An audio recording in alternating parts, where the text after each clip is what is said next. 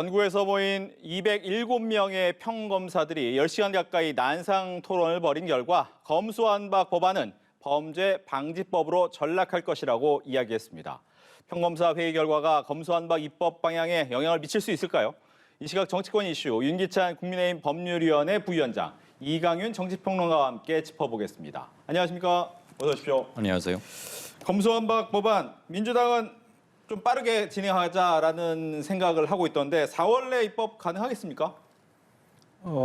민주당의 의지대로라면 사실은 가능할 수 있죠. 그런데 이제 그 과정에서 변수가 양양자 의원, 그러니까 사보임을 통해서 법사위로 다시 들어온 무소속으로, 그러니까 비교섭 단체 몫으로 들어오셨는데 그분이 어떤 입장을 취할지가 이제 새로운 변수가 됐고요. 네. 그다음에 국회의장께서 외국 순방을 안 가시게 되면서부터 어떻게 대응할지 이 부분하고 이제 마지막으로 문재인 전 대통령께서 거부권 행사할지 여부 이 정도의 변수 이외에는 사실은 민주당의 의지대로 가능하도록 돼 있어요. 예. 그런데 국민의 여론의 아랑곳 없이 이렇게 추진하는 배경과 관련돼서 당내에서도 비판이 나오고 있기 때문에 실제 이게 패스트트랙 필리버스터까지 가기 전에 아마 안건조정위원회 차원에서 뭔가 또 다른 상황으로 반전될 수 있긴 하지만 하여튼 아직까지는 뭐 특별한 변수가 나올 것으로 기대하고 있지는 않아요. 일단 민주당이 원하는 대로 갈 가능성은 있다.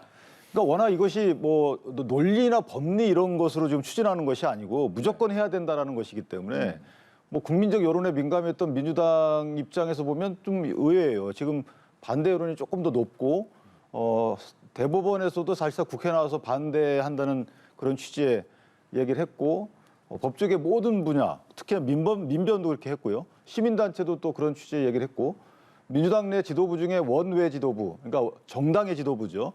비대위를 구성하고 있는 공동비대위원장 박지원 비대위원장도 사실상 지금 신중론을 얘기하고 있고 거기에 또 비대위원 권지웅 비대위원, 최이배 비대위원 이런 분들이 다 조응천 비대위원까지 좀 문제 있다라고 완곡한 반대 의사를 표시했음에도 불구하고 그냥 끌고 가고 있는 거죠. 그래서 이 부분은 국민을 위한 입법 시도는 아니다라는 것이 그런 흐름을 볼 때 오히려 반증받는 것이다. 저는 이렇게 생각을 하고 있어요. 예, 내부에 여러 가지 의견이 있음에도 불구하고 일단은 강행하겠다라는 분위기예요. 예. 강행 법안 통과까지는 민주당이 마음을 먹고 밀어붙이면 충분히 가능은 한 상황입니다. 그 이후가 문제인 거죠. 기본적으로 검수완박 해서 뭐 박탈 이런 거잖아요. 박완박이.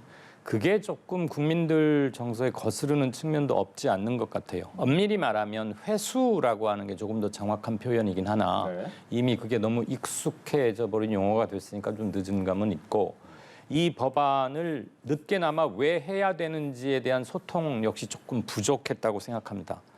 이게 최초로 문제가 된 건 작년 2월, 3월 그때거든요. 검경 1차 수사 조정 이후에 바로 이게 제기가 됐었는데 당시 윤석열 검찰총장이 총장직을 사퇴하면서 전국은 새로운 경랑, 다른 모드로 들어갔고 그리고 이제 대선 전에 들어가면서 이게 좀 됐다가 공교롭게도 대선을 지고 이걸 급히 추진하는 것처럼 보이니까 마치 문재인, 이재명을 지키기 위한 법 아니냐 이런 오해를 받는 것은 굉장히 큰 패착이라고 생각합니다. 특정인을 보호하기 위해서 법을 만들거나 법을 고치거나 해서는 안 되는 거죠.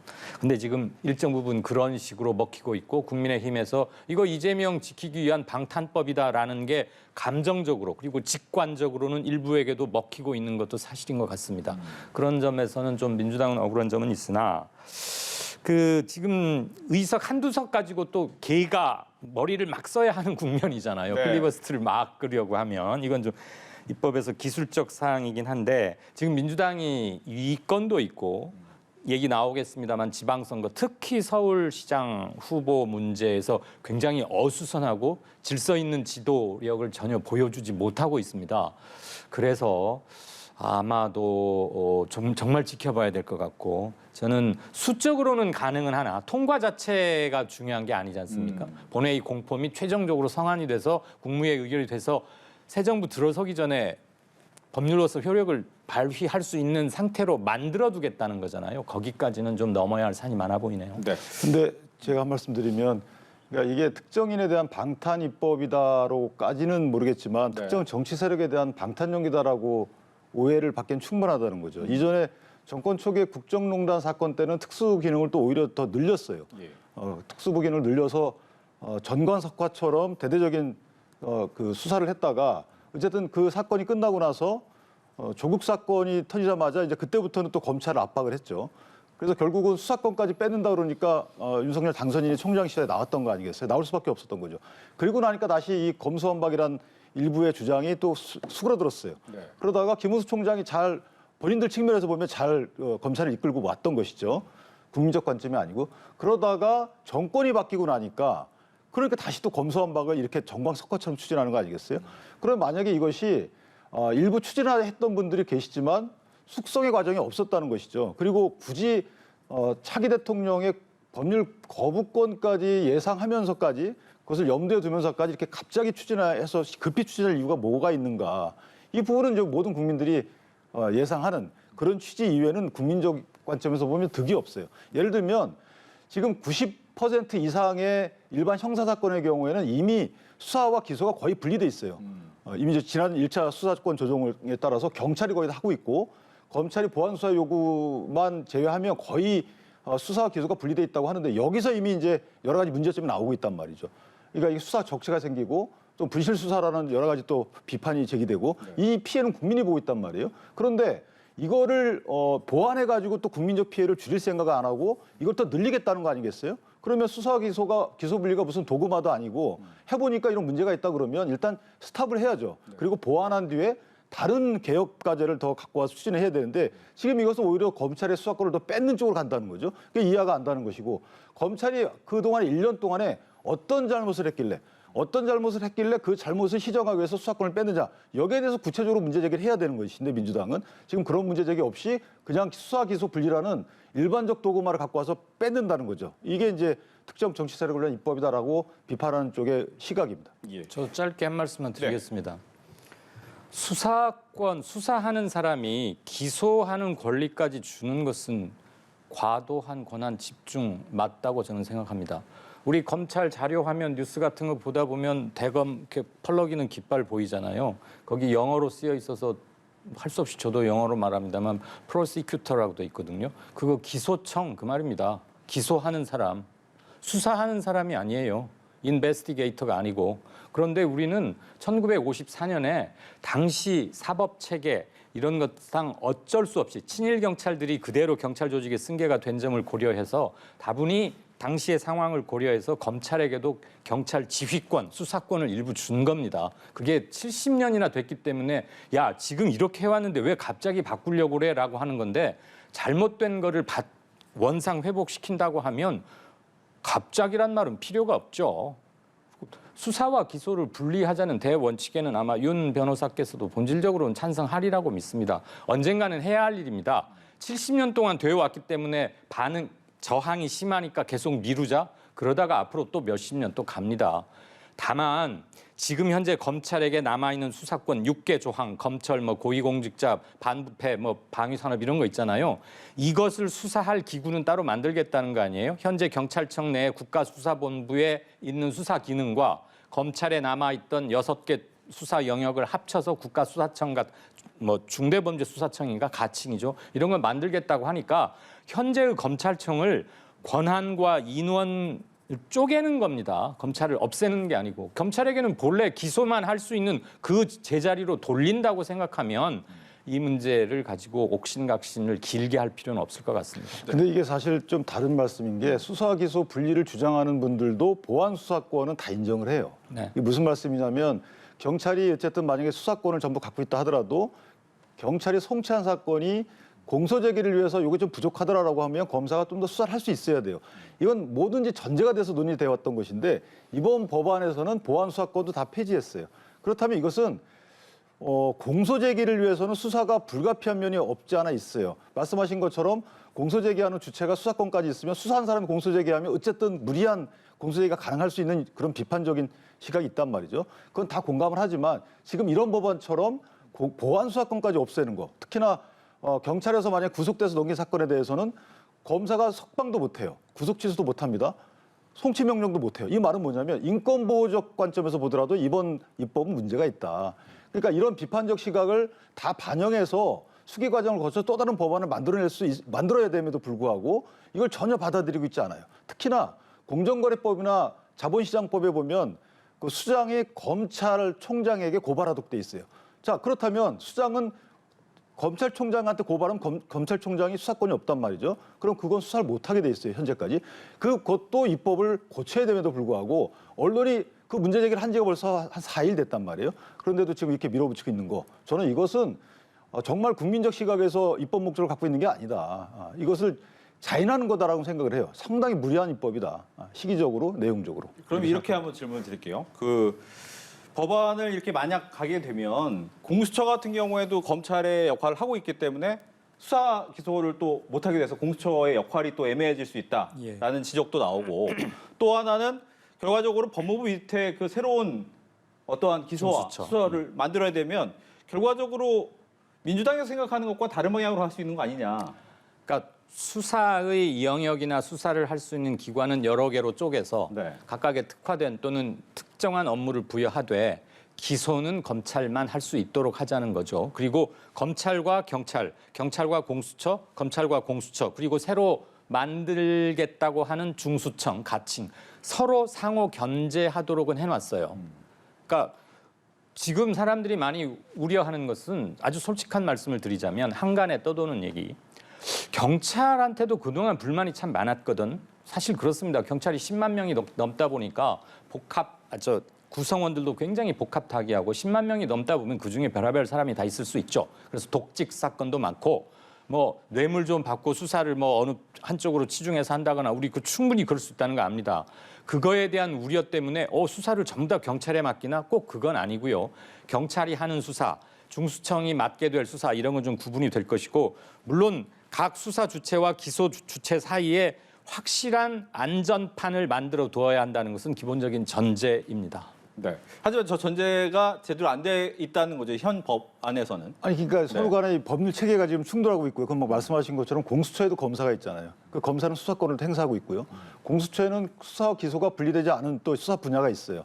뭐 경무관 이상의 경찰 공무원, 검사 등을 할 때는 수사 기소가 분리가 안 돼요. 그러니까 이게 뭔가 앞뒤가 다 안 맞는다는 것이고 또 하나는 이 수사기관 간의 견제와 균형이라는 것은 저렇게 행사되는 게 아니에요. 기능은 다 살려줘야 되는 것이죠. 그러니까 수사권 남용에 대해서 다른 수사기관이 견제할 수 있게끔 자기 식구 감싸기 이런 부분. 예를 들면 경찰이 검사에 대해서 영장 청구를 할 수 있으면 돼요. 그러니까 본질적인 것은 저는 영장 청구권의 확보라고 봐요. 경찰한테 주는 게. 이것이면은 견제와 균형은 다 이루어지는 것인데 견제와 균형을 위해서 기능을 뭐 병립시켜 놓거나 떼어서 여기 주고 막 국민들이 볼 때는 어디다 고소해야 될지 모를 지경이니까 자 이것은 제가 볼 때는 국민의 인권 보호나 뭐 피해자 보호를 위해서는 좀 안 좋은 입법이에요. 그래서 이 부분은 시간을 갖고 좀 조정할 필요가 있다. 이렇게 몰아붙일 사안은 아니다라고 생각합니다. 알겠습니다. 근데 박병석 국회의장이 원래는 이제 순방을 예. 하기로 했는데 안 하기로 했단 말이죠. 네. 누구한테 유리한 겁니까? 일단은 본인이 사회를 최종적으로 볼 수도 있는 것이고 그 전에 최대한 중재를 하겠다는 거잖아요. 중재를 요구하는 경우가 많았죠 그동안. 예. 네. 그리고 그동안 박병석 국회의장 스타일을 보면 끝까지 아무튼 중재나 합의를 요구해 왔고 그래서 민주당으로서는 박 의장이 출장 안 가겠다는 게 나쁘진 않죠. 뭐 만약에 출장을 갔으면 김상희 민주당 출신의 김상희 국회부 의장이 뭐 맡을 가능성이 제기되곤 했는데 저는 일단 저건 나쁘진 않다고 보고 조금 전에 말씀 하나만 드릴게요.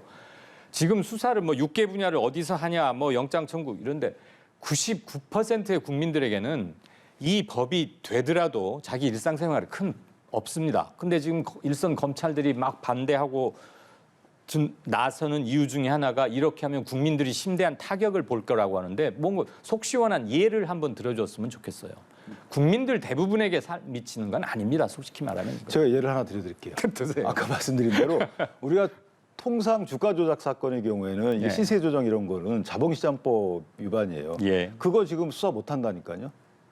이 법 만들어지게 되면 누가 수사를 못해요? 검찰이 수사 못 해요. 검찰이 수사하도록 돼 있어요, 법은. 그 다른 법을 고치지 않으면 그 수사권을 다른 기관에 주면 되죠. 아니 그게 법으로 줘야 돼요. 예를 들면은 그러니까 지금 최소한 민주당에서 자본시장법을 고쳐서 경찰청장에 고발하도록 이렇게 만들어 놓고서라도 이 법을 추진해야 되는 거예요. 그거는 일단 통과하고 3개월 이내에 관련 부수 법안들 아니 손질하겠다는 뭐가 거 급해서 아닙니까? 3개월 이내에 그것까지 두고 이렇게 급하게 합니까? 같이 다 정비를 해야죠. 이런 부분이 하나 문제가 있는 것이고 네. 소장님 말씀하신 데 답이 있는 거예요. 지금 대다수 국민은 이 법하고 상관이 없어요. 이 법은 누굴 위해 만드는 겁니까? 도대체 누굴 위해서 이렇게 수사권을 뺏는 거죠? 수사권을 주는 게 아니에요. 뺏는 겁니다. 수사를 못하도록 하는 거예요. 제가 그러면 아까 이 법은 누구를 위한 거죠? 수사권 박탈이 아니고 원상 회복, 검찰을 제자리로 돌려놓는 회수라고 말씀을 드렸는데 거기서 인식의 차이가 있네요. 검찰의 기본적인 기능은 공소유지권도 있지만 네. 헌법에 보면 저희가 물론 해석의 차이는 있습니다만은 헌법 12조에 보면 압수수색 그 체포구속영장은 검사가 청구하도록 돼 있단 말이에요. 그러면 압수수색 체포구속은 범인을 발견하거나 증거를 수집하는 강제적으로 하는 절차예요. 우리가 요걸 통칭해서 수사라 그래요. 수사라고 하는 것은 공소제기 여부를 판단하기 위해서 범인을 발견하고 증거를 수집하는 절차가 수사입니다. 강제적으로 하는 게 수사의 본래 기능이에요. 그것이 헌법에 규정되어 있고 그것이 검사한테 주어져 있어요. 그러면 검사로부터 그것을 뺏는 것은 헌법 위반이다라고 하는 이런 비판이 있는 것이고 어찌됐든 검찰청이 하는 수사가 최근 1년간 뭐가 잘못됐길래 갑작스럽게 그 수사 기능을 뺐느냐. 이 부분에 이제 의혹의 시선이 있는 거예요. 지금 현재 검찰이 갖고 있는 6개 분야의 작년 총 사건 수가 4,500건 정도 됩니다. 그 6개 분야를 검찰 4,500건을 못한다고 해서 검찰 조직이 갑자기 붕괴되는 거 아니거든요. 수사권을 갖고 있는 검찰로서는 이 법이 통과되는 게 마땅치 않은 이유가 자신들이 그동안 누려왔던 힘, 정확히는 수사권에서 나왔던 힘, 그런데 그 수사권은 신성 불가침한 검찰이 태어나면서부터 태생적으로 갖고 있는 권한은 아니지 않습니까? 그거를 제자리로 돌리자고 하는데 왜 국민을 호도하는지 모르겠어요. 자, 우리 법 체계상 검찰한테 수사권을 수사 기능을 주고 하는 것은 역할이 있는 거 아니겠어요? 자, 그러면 검찰이 그런 역할을 수행함에 있어서 지난 1년간 6대 범죄 관련돼서 만약에 국민적 인권을 뒤밟거나 또는 일부 정치인에게 대도 않는 사건을 갖다 수사를 통해서 뭘 줬거나 이런 게 있나요? 이러면 맞는 말씀이죠. 이 수사권 남용이 있으면 검찰 조직은 해당 그런 국민이 준 기능을 수행할 자격이 없다. 그래서 박탈할 수 있는 여론이 형성될 수 있어요. 그런데 지난 1년간에 오늘 김용민 의원께서 말씀하신 바대로 부실 수사 또 수사를 안 해서 문제가 된 것이지 수사를 해가지고 남용된 게 있으면 기능을 뺏어야 되지만 수사를 안 했어요. 그러면 더 해라라고 체근하든가 수사를 안 한 사람을 직무유기로 고발하든가 징계하든가 탄핵을 통해서 그 검사를 쫓아내야 되는데 그것이 아니고 뺏는단 말이죠. 그렇다면 이건 뭔가 어폐가 있다. 우리가 통상 보는 검찰개혁의 방향과 안 맞는다는 것이죠. 그러니까 남용한 구체적인 사례를 제시하고 이런 남용한 구체적 사례를 이런 제도 개선 없이는 당신들 이거 시정이 안 되더라. 그래서 내가 뺏겠다. 이 정도의 국민적 공감대를 형성한 이후에 저는 입법을 추진해야 되는 것인데 그냥 덮어놓고 그냥 뺏는다. 도구마도 아니고 수사 기소 분리가 좋으니까 뺏는다. 저는 이런 데 공감을 못하는 것이죠. 그러면 몇 개월 있다가 조금 천천히 하자 이 말씀이십니까? 아니, 저는 제 개인적인 의사에 불구하고 이제 국민적 여론이 어느 정도 공감대가 형성이 돼야 되는 부분이잖아요. 더군다나 아까 말씀드린 대로 입법 체계가 안 맞아요. 그리고 모든 법조인들이 이거 문제 있다라고 문제 제기를 하고 있어요. 그렇다면 한 번쯤 되돌아봐야죠. 이게 아무리 엄청난 본인들이 소명의식을 갖고 있다 하더라도 입법이라는 것은 국민을 대신해서 하는 거잖아요. 4월 말까지는 아니고 윤석열 정부 출범한 이후에 한 7, 8월, 한 3, 4개월 동안 말씀하신 대로 관련 법 규정도 충돌한 건 좀 고치고 그렇게 한 다음에 올 가을쯤 하자고 하면 찬성하시겠네요? 반대합니다. 왜요? 왜 아까 그러냐면 그랬잖아요. 조금 천천히 하자고 했잖아요. 저는 개인적으로 소신은 반대예요. 네. 검찰의 수사권을 뺏는 것은 아까 말씀드린 입법의 목적이 전 공감이 안 가요. 뺏는 게 아니라고 말씀을 드렸는데. 검찰한테 원래 수사권을 줬잖아요. 검경이 동일한 수사권을 줬다가 검사가 경찰을 지휘하는 구조로 바뀐 거였잖아요. 그것이 회복됐다고 말씀 주시면 저는 이해를 하겠어요. 그런데 검찰의 수사권이 없던 것을 줬다가 이것을 회복시킨다. 이런 개념은 아닌 것이에요. 원래 우리 법 체계가. 그렇다면 검찰한테 수사권을 완전히 뺏으려면 그러면 그에 걸맞는 뭔가 상황 변화가 있어야 되는 것이고 그 상황 변화가 구체적인 어떤 문건으로 작성이 되거나 해서 국민들이 공감을 할 수 있게끔 표시가 돼야 되는데 지금은 그냥 채널A 이렇게 말씀을 주시고 그다음에 도이치모터스 이거 잘했냐 이렇게 검찰총장 앞에서 얘기하면서 그러면 그 해당 의원께서는 고작 그 정도 갖고 검찰의 수사권을 뺏는다는 것이냐. 국민적으로 국민이 어떤 인권적 모독을 당했고 어떤 피해를 당했고라는 사례 제시 없이 일부 정치적인 사건, 일부 특권층에 관련된 사건만 갖고 왜 그 검찰 기능을 뺐느냐. 시청자분들도 좀 지루해하실 것 같고 우리 앵커도 지금 난감해하시는 게 그러니까 이 역력한데 부분이 참 이렇게 역력한데 저는 수사와 기소는 분리되어야 한다는 대원칙은 이번에 확실히 해두자. 저는 기본적으로 그런 입장임을 마지막으로 밝힙니다. 알겠습니다. 두 분이 이 부분에 대해서 치열하게 논쟁을 해서 저희가 한 8분밖에 시간이 없습니다. 다음 아이템으로 넘어가야 될 것 같고요. 다음 아이템은 아마 인사가 만사라는 얘기는 계속해서 많이 들어오는데 이번에 보면 조금 논란이 된 인물들이 꽤 많습니다. 내부에서 어떤 얘기 나옵니까?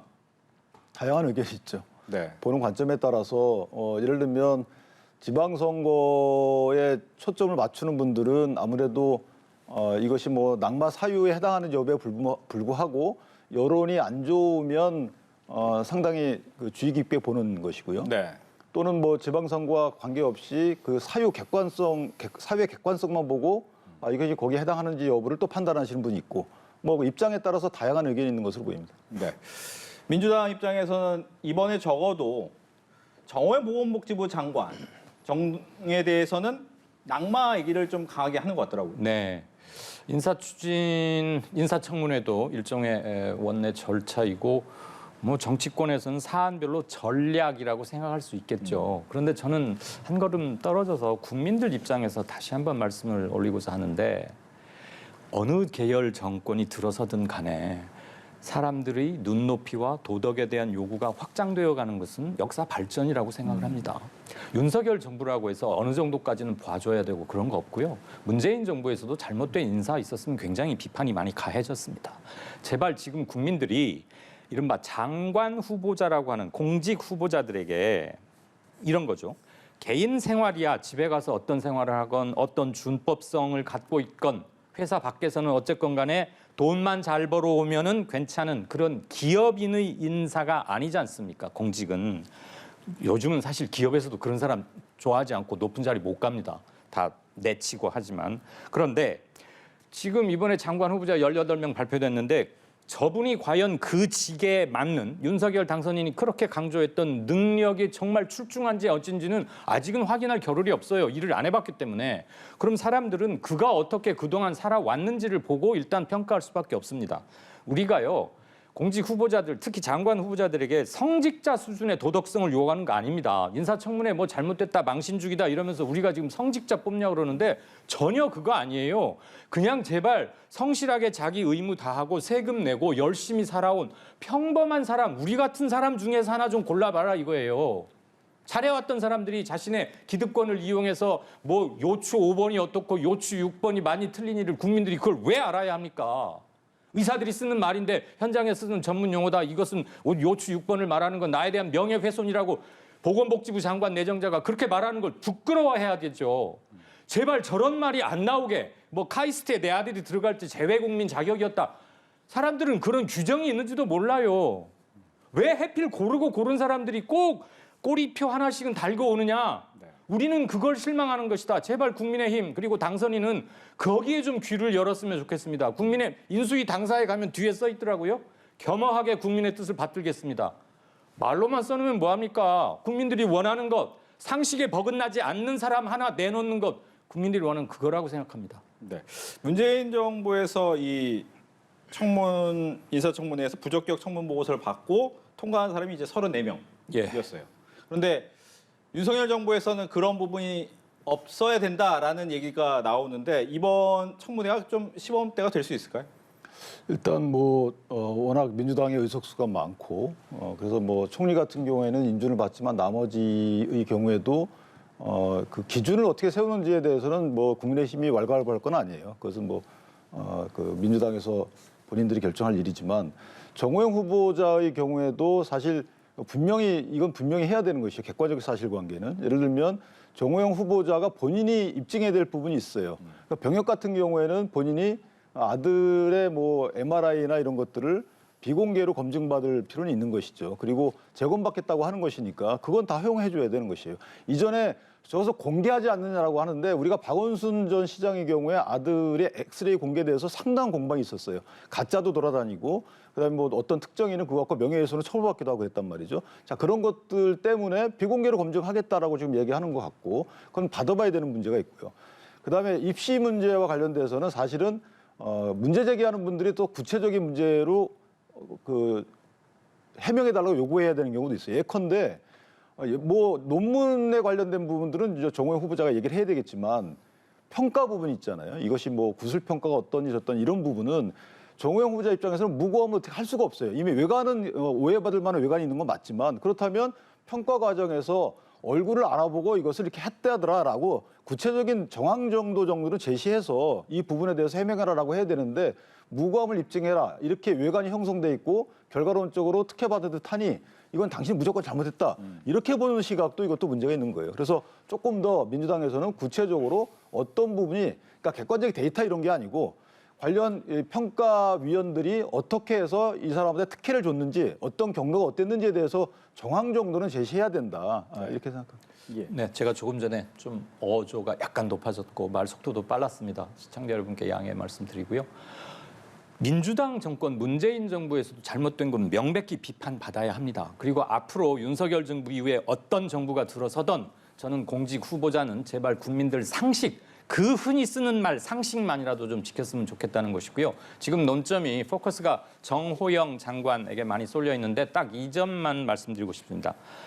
토익 점수 얼마였고 탭스는 얼마였다고 다 공개는 했는데 2016년이던가요? 그 자신의 아드님이 저 MRI 뭐 했을 때 뭐 적법했다. 의사 3명이 크로스 체크를 했다 그러는데 그냥 두말할 것 없이 경북대 병원에 보관되어 있어야 마땅할 당시의 MRI와 CT 자료 원본을 국민의 공개를 하는 겁니다.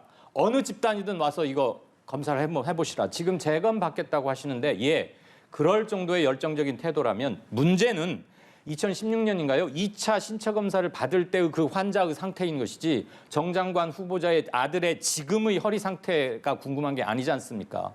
그거 공개하시면 됩니다. 네. 자, 그거 네. 검증 받겠다고 하는 거잖아요. 예를 아니, 들면 지금 MRI와 그 필름을 CT는요. 제시하면 제가 되는 먼저 거죠. 말씀드릴게요. 네. MRI와 CT는 판독이에요. 이것은 보고 누구나 알 수 있는 게 아니거든요. 예. 이 말은 뭐냐면 검증이 정확한 단어인 것이고 그것을 전공자가 관련자가 그것을 읽어내는 능력이 있어야 되는 거기 예. 때문에 일반적으로 그냥 공개해서 국민들이 보고 이렇게 보십시오라고 할 만한 사안은 아닌 것이고 두 번째는 자 비공개로 해서 검증을 받겠다고 하잖아요. 본인이 신체 검사를 별도로 받는 것 이외에 검증을 받겠다고 하니 검증 결과 문제가 있으면 그때 또 문제 제기를 하면 되는 것이에요. 알겠습니다. 이 가장 부분은 중요한 건 네. 가장 중요한 건 2016년 제2차 신검을 받을 때의 그 입영 대상자 정 장관의 아들의 허리 상태입니다. 그것을 국민들이 어떻게 판독을 하겠습니까? 객관적이고 전문성이 인정된 의료인 집단에게 줌으로써 정확하게 해보자는 것이죠. 그걸 그걸 하겠다는 병원에서 거예요. 하자는 게 하겠다고 아니고. 하는 겁니다. 예, 그 부분에 지금 대해서는 이미 공개를 했었어야 한다 이 말입니다. 제시를. 네. 그 부분에서 하겠다고 얘기를 했기 때문에 네. 그걸 보고 나서 이제 결정을 또 보면 될 것 같고요.